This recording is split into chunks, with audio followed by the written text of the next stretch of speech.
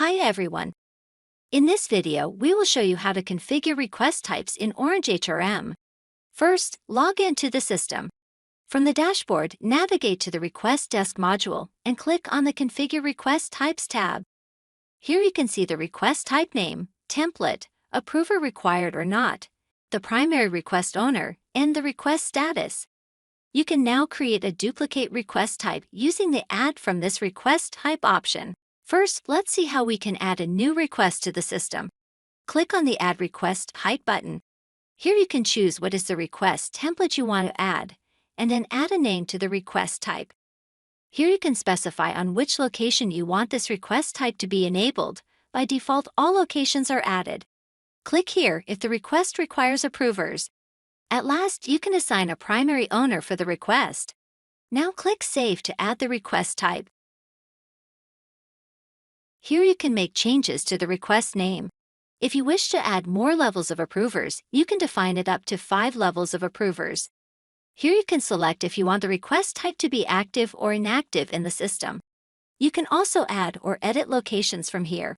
Some requests need to be approved by the supervisors and heads of departments, or some specific requests need to be approved by a default owner. In such cases, you can define the request forms as you wish.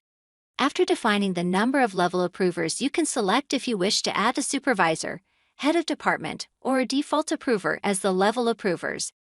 Additionally, you can change the primary request owner, and you can also add a secondary request owner in case the primary owner is not available at the time of action.